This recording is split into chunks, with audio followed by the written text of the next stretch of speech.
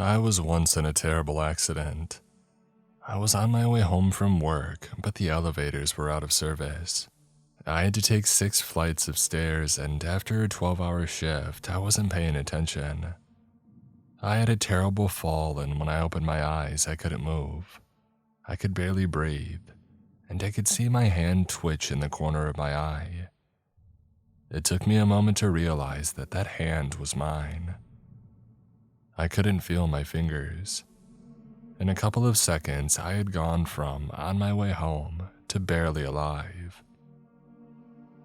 I watched my breath condense against the stone tiles. I couldn't feel anything but a dull pain radiating down my spine.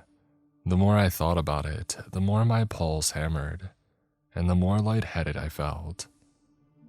I was bleeding, but I couldn't see or feel from where.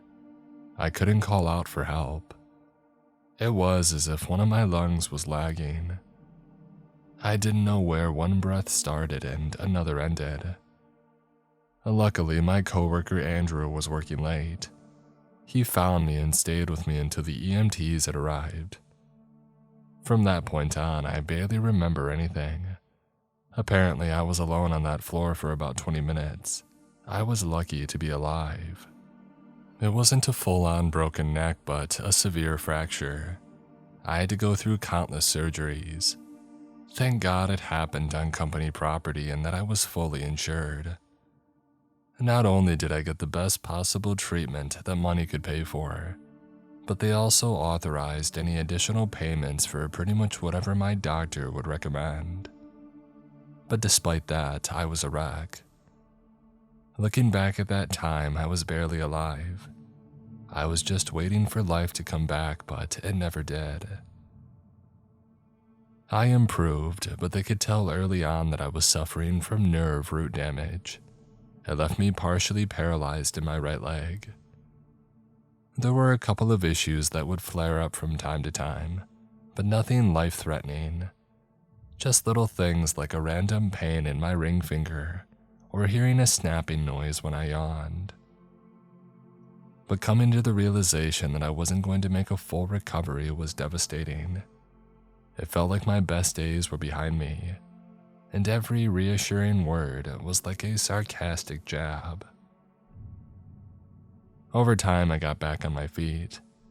I went from a wheelchair to crutches to a cane over the course of a year and a half. But no matter what I used, the pain was always there. That dull, thrumming pain radiating throughout my body.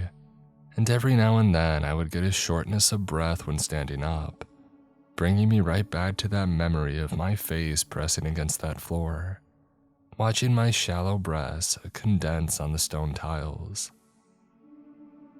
When I tried to get back to work and resign myself to a new normality, there was always that nagging feeling in the back of my mind that I was living a lesser life.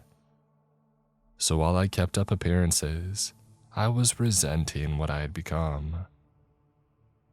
So during lunch breaks and countless late nights, I found myself wading through medical articles, expert opinions, and journals detailing experimental treatments.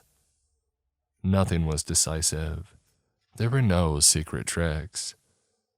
It didn't matter if I had $100 to spend or 100 million. There simply was no way to magically get better. And so I looked further. Alternative medicine, obscure YouTube videos, everything from nutritional supplements to faith healing, but it was all noise. Nothing was pointing me to a solution. After months of obsessive searching and consultation, all I got was recommendations for pain medication. There was nothing else.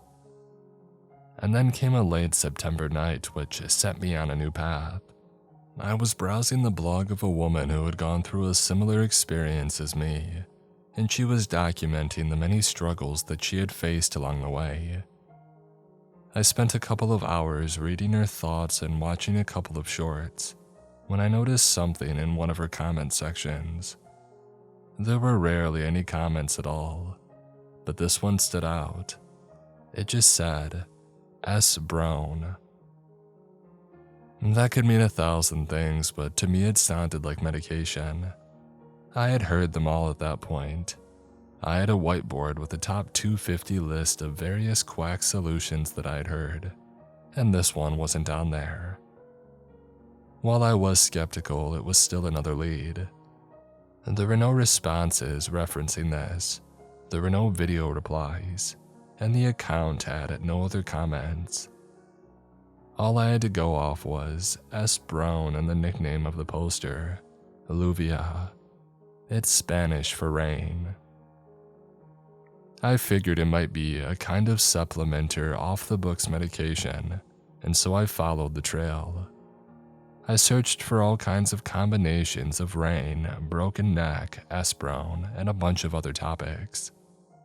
It took me days, but one combination of words sent me down a rabbit hole that pointed me at a lead.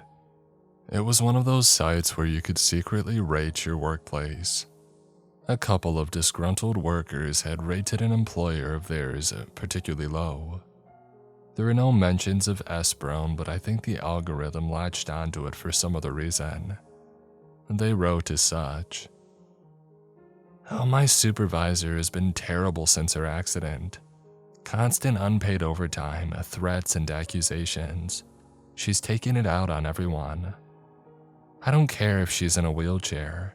She's single-handedly tanking this department." And then on the bottom of the review, an addendum, added about 2 months after the initial posting. Edit: "Out of the wheelchair and still awful. Don't work here." It didn't take me long to look that company up, and a name immediately popped out: Rain Calloway. It was a long shot, but it sounded like this person had overcome a grievous injury. Maybe there was something there. She worked at an investment company with a local office. I could drop by at lunch and hope for the best. I went to see Rain the next day.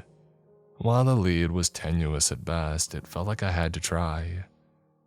When I got there, I saw a group of people leaving the building, all dressed in fancy black and white clothing with monocolored ties. There were a handful of women among them, one of which was given a bit of a wide berth. She was in her early 50s and the only one with a large scarf. Going for a Hail Mary, I approached her. "Excuse me," I said.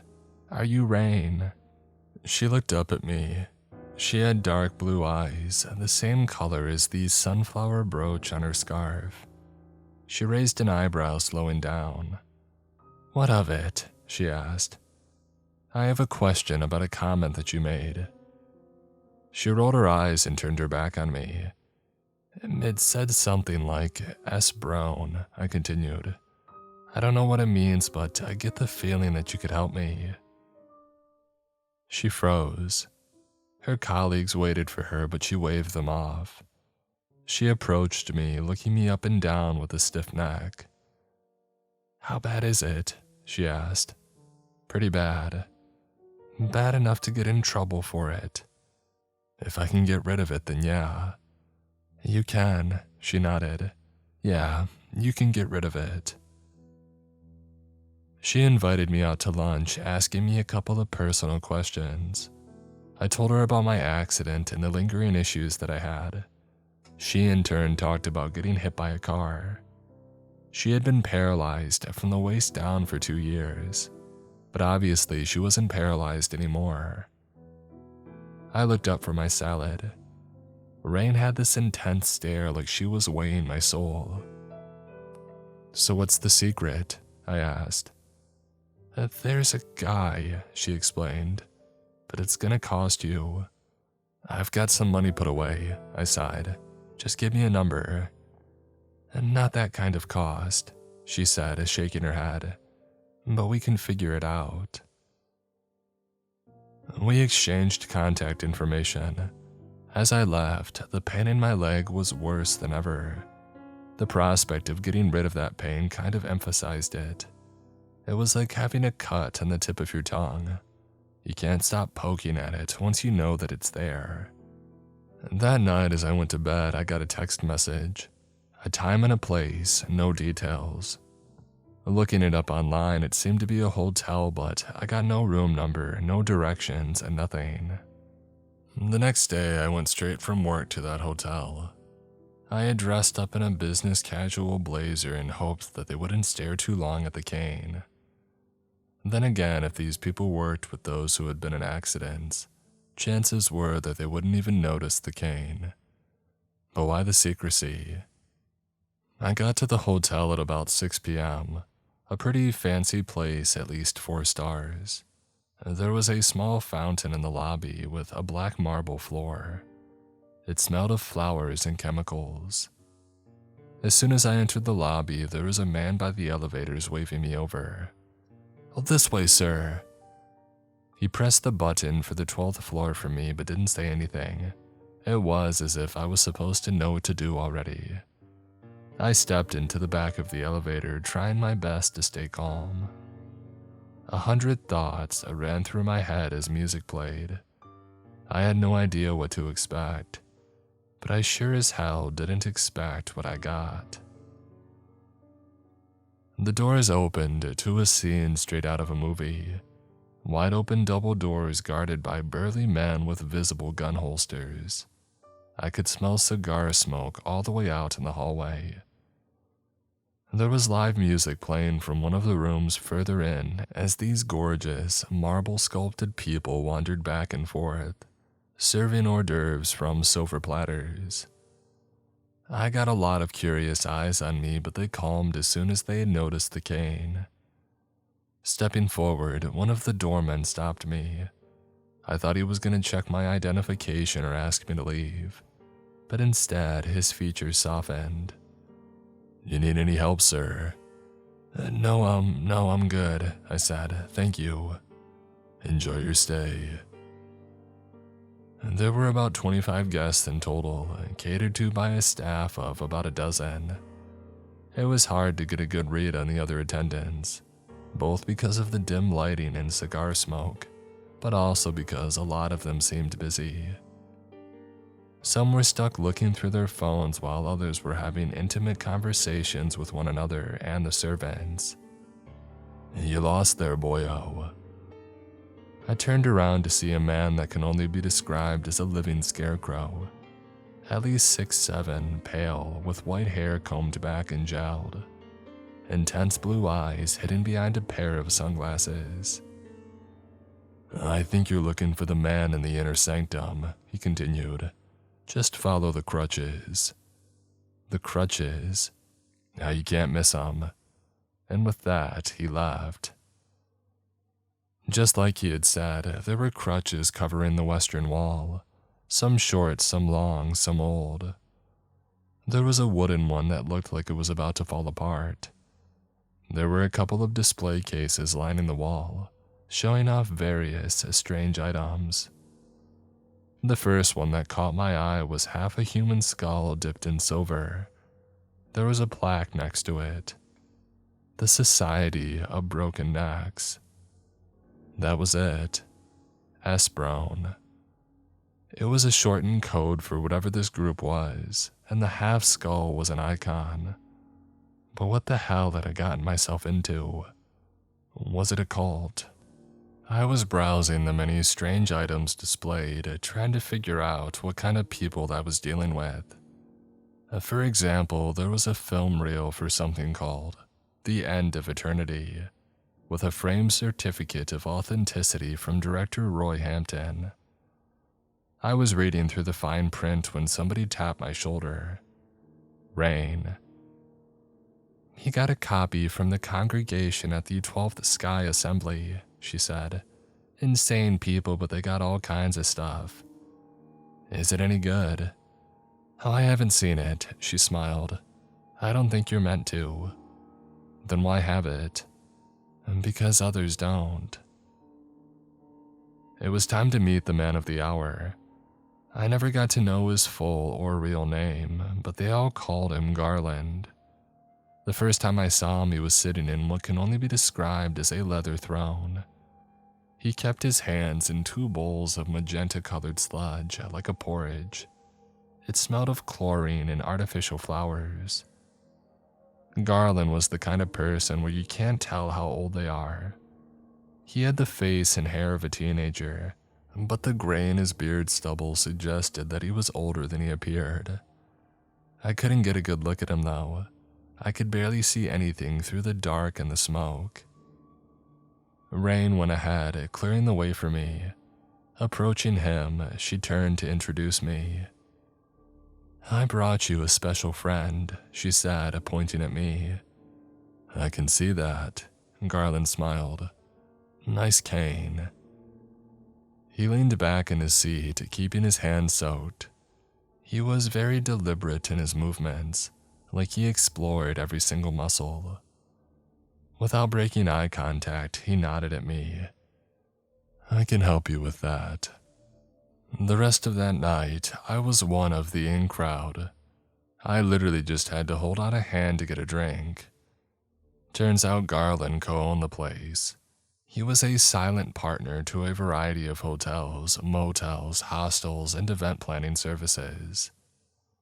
They were currently working with a partner up north, aiming to acquire some cheap new locations in Alaska and northern Canada. I didn't like the way that he said it though. It kind of sounded like there was somebody doing something that they shouldn't. At some point in the middle of the night, I had to sit down with Rain. She was a bit tipsy, so she took the time to explain her relation to Garland. "I was paralyzed," she said. "Waist down, completely paralyzed. And it got better." "Better," she laughed. "Better than I've ever been. One session with Garland and that's that. One session. One session." She smiled as we clinked our glasses. "I could do one session. I would pay a lot for that." I stayed there until early morning, just about an hour before the break of dawn. As I stumbled out, one of the doormen called me a cab and put a card in my wallet, a time and a place. I could barely wait. While I didn't trust this man, the results spoke for themselves. The thought of going back to normal ached in me even worse than the dull pain in my leg. The day before the meeting, I was proofreading an addendum to a contract. I had been working on that thing all day, and I wasn't even trying to seem interested. It was boilerplate stuff, and I considered just approving it as is without any clarification. I could barely pay attention anyway. But still, I soldiered on.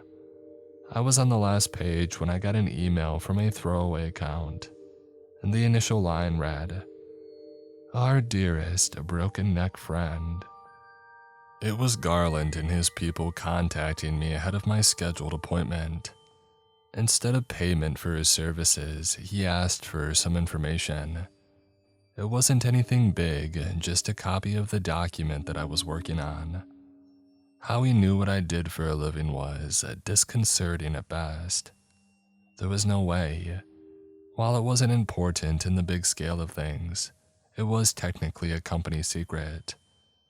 Still, I couldn't think of a way sharing the document would be inherently bad. It really was just a technicality. I wasn't thinking of anything but myself, I guess. I wanted to feel normal, and having that within my grasp was too enticing. I had gone too far in seeing what kind of people they were. Say what you will about Garland and his lifestyle, there was something more to it, something mystical. I sent the document and covered my tracks. Looking back at it, it was dumb, I know. I'm sure you've done your fair share of stupid things behind closed doors as well. I went to see Garland at the hotel the next day. There was a small room hidden away in the spa behind an unmarked door. It was easy enough to spot. Rain was waiting for me. "You ready?" she asked, not looking up from the floor. "Yeah," I said. "What are you doing here?" "I'm your sponsor," she explained. "I'm responsible." She nodded at me and tapped on the door. It swung open.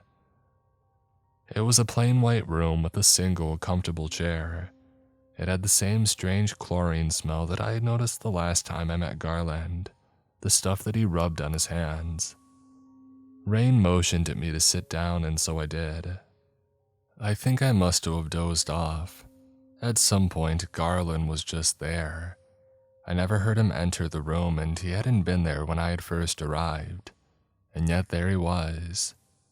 Rain welcomed him, and seconds later a cold pair of hands brushed my hair away and another gently covered my eyes. "Try to relax," Garland said. "This won't take a minute." And it really didn't. It's hard to explain the sensation. It felt like sinking into a warm bath after a long day, like I had had a full night's sleep after a big dinner. My joints relaxed and all the pain just melted away.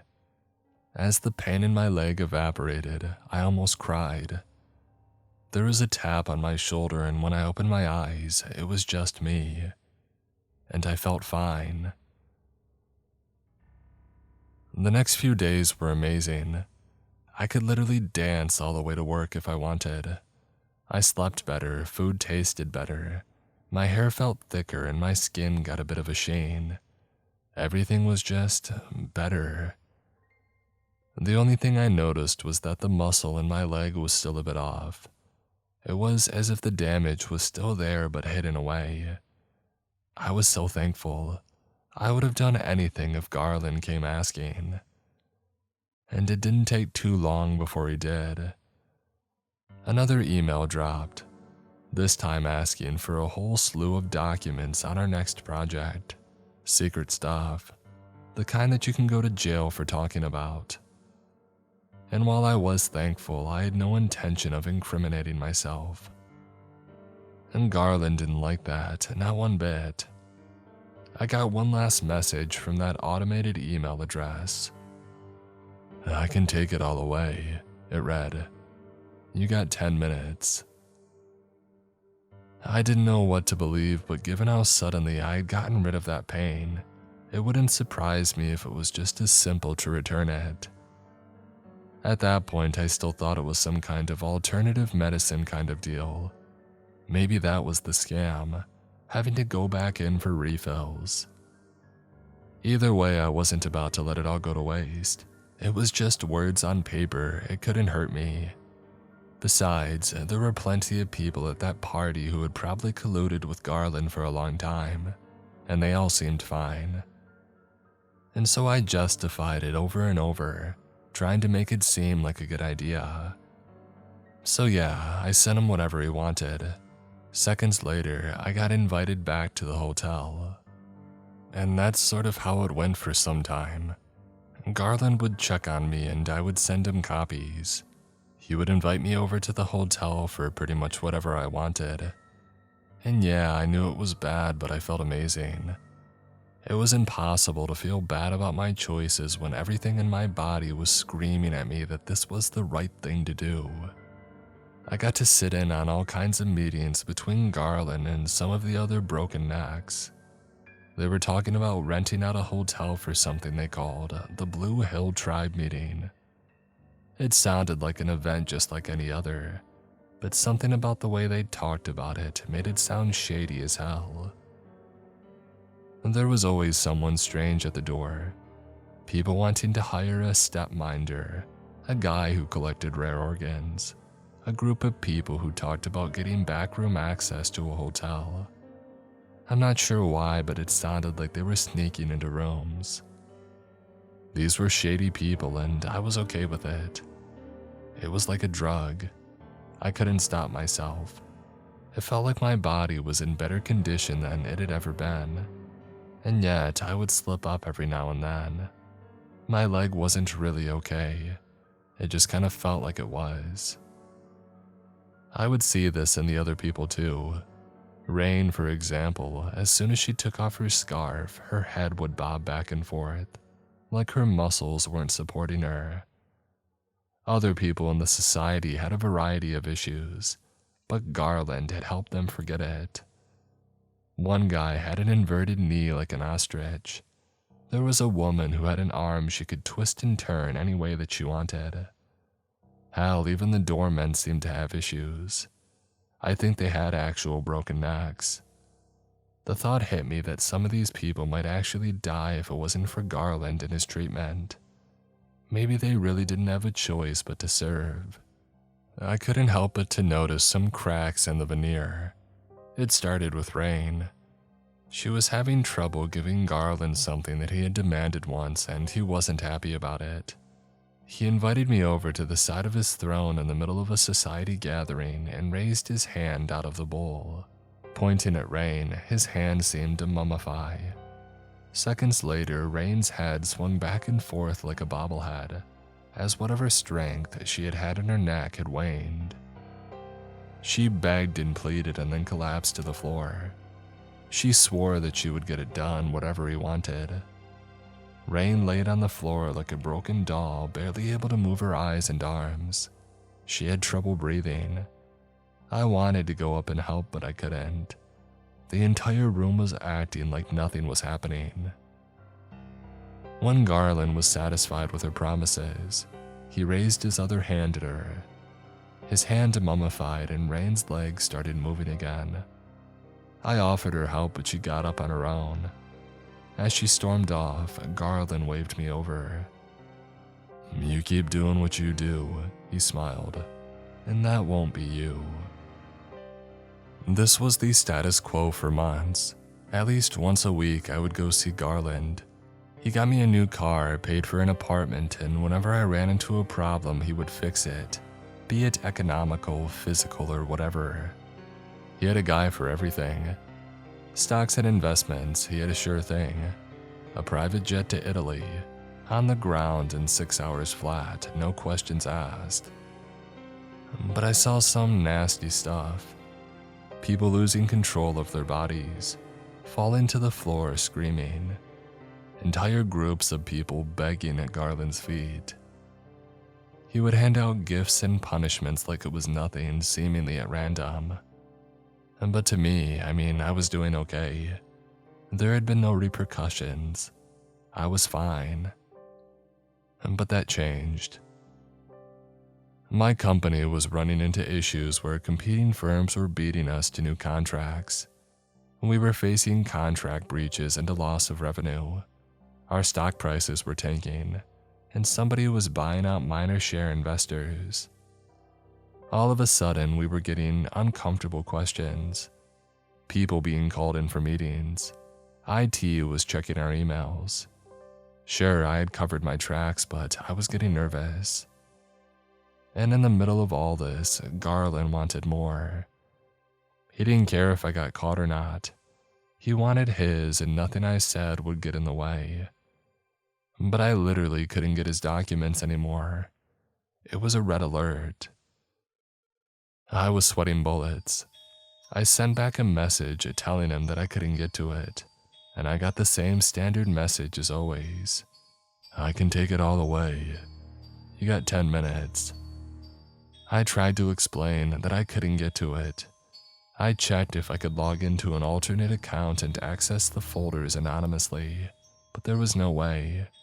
Passwords were changed. There were new logs procedures to record our activity. It was over. I couldn't do it. I just stared at my phone as 10 minutes passed, but there was no message and nothing. I looked at my leg expecting it to ache. Would the pain that I hadn't felt for so long come back? What was going to happen to me? I figured I had two choices. I could try to get to Garland's and plead my case, or hurry back home and try to cover my tracks. I was out in the parking lot in about 2 minutes. Suddenly, I was getting calls from random numbers, texts from unknown people. My landlord was texting me something about my lease being invalid. I couldn't even get my car to start. Garland had people who could shut it off remotely, and I think he used it. I got into a cab, feeling my phone buzz with messages and calls. It was all falling apart. I had failed Garland, and he was pulling the rug out. I had some incriminating stuff on my home computer that I had to clear, but that was it. Just one little car ride, and that would be that. About halfway to my place, the taxi stopped. It just pulled over by the side of the highway. The driver leaned back. "I'm on break," he said. "Supervisor said I'm taking a break." "Hey, you can't just, I gotta get home." "I'm on break." "But I'm on break." It didn't matter what I said, I was stranded. I got out, and the moment that my feet had touched the asphalt, he sped off. I was standing by the side of the highway screaming at him to come back. It was already dark outside, and all I saw were anonymous cars speeding past at 75 miles per hour.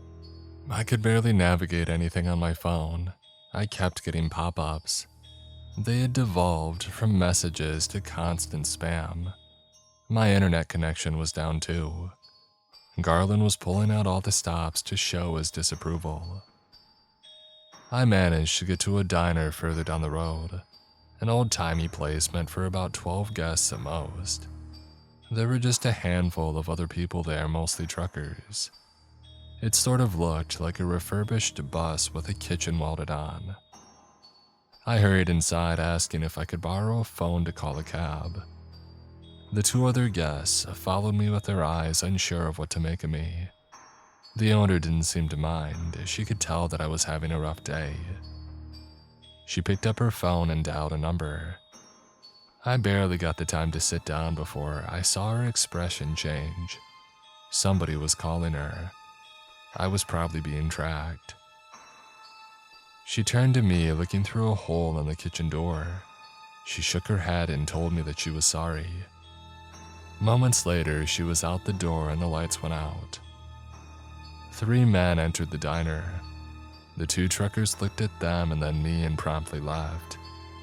It had barely been a couple of minutes, and sure, I was stronger and healthier than ever, but I couldn't take on 3 people. As the front door closed, I heard the click of a telescope baton unfolding. For a moment, it was all quiet. I tried to make my case slowly. "I couldn't get to it. I'm sorry." "Not good enough." One of them approached me, holding the baton towards me like a pointing stick. It poked against my chest. I could feel my heart beating through my clothes, as if trying to push it away. "You want back in, you're gonna have to do better." "I'm out," I said. "I can't, I'm out." "Oh, you sure about that?" "I don't want to be a problem." The 3 men looked at one another, and getting a better view of them, I could see these were men deep in Garland's pockets. One had a neck like a bobblehead, similar to Rain. Another had these strange ticks from his arm all the way up to his eye, some kind of nerve damage. And third, the guy with the baton. His eyes were pale white, like he was supposed to be blind, but he clearly wasn't. "He's gonna ruin your life," the blind man said. "Ain't no question about it." "He already has." The 3 of them gave each other a curious look, and I saw an opportunity. Their guard was down, and I had a clear shot to the front door. Neither of them had locked it. I had to go for it. I burst into a sprint, barely making it past the first 2 and pushing aside the third. I flew through the door, stumbling out onto the parking lot gravel. There was a single light post overhead, casting the parking lot in long shadows. Another 12 or so people waited for me outside, some with crooked legs and backs, one woman with no lips, a man with an open gunshot wound to the neck. These weren't the people that you would see at the parties. These were the secret backbone that kept Garland and his group floating. These were the real broken necks, the people who brought the money in. One more ghoulish than the next, they circled around me with knives and guns. One guy was carrying a car battery and cables tossed over his shoulder. "A bad move," said the blind man. "Real bad move." I tried to make a run for it, but it was too late. I got grabbed, pushed back, and the circle tightened. Someone had a bad lung, making their laugh sound like a stalling engine. A baton strike to the back of my leg put me on the ground. It didn't matter what I said or what I promised. They weren't having it. These were people that, without Garland and his touch, they'd be dead or worse. I was just a sellout with a bum leg. They had done far worse to far better people, and they were going to do something far worse than just mess up my leg. I'm not going to go into detail on the 20 minutes that I lived through, the cuts, the beatings, the gasoline waterboarding, all from a crowd of broken bodies, crooked smiles, and heaving laughter. I remember a darkness descending on me as my head desperately tried to carry blood to my brain. I was dipping in and out of consciousness, waning back and forth between begging for it to end and hoping that it could pull through, that some miracle would show itself. Instead, I heard Garland. As the beating stopped, his voice boiled its way into my blood-stained ear. "I could fix you, you know," he said. "If I did, I could put you right back here. That's a strong incentive." He stepped back. I heard the crowd compose itself, ready for anything. "But what's the point? You're not trustworthy. You're nothing." He brushed some of my hair aside, and with that he laughed. And through all the burning wounds and scathing clothes, I felt something in my leg. That everlasting, dull, throbbing nerve damage. True to his word, I was right back to where I started. One of the truckers who had been at the diner had called the cops, but they conveniently only showed up after the beating was over. And from what little I heard through my swollen ears, they weren't really there to check on me. They were there from an anonymous tip, pointing me out as an insider in a breach of contract. I was still in the hospital when I got the news. I lost everything. My job, my apartment, my car, my phone, my savings. Hell, even my freedom. Somebody had served the prosecutor a case on a silver platter. 4 years was the best deal that I could get. I was looking up to 12 if I went to court. Nowadays, that life is behind me. It feels like yesterday and the scars are still there. I know that I messed up. I know a lot of this was my own doing, and I accept that. I'm being honest, I thought that I could get away with it. When you're in that cloud, in that inner circle, it all just feels right. Not just physically, but socially.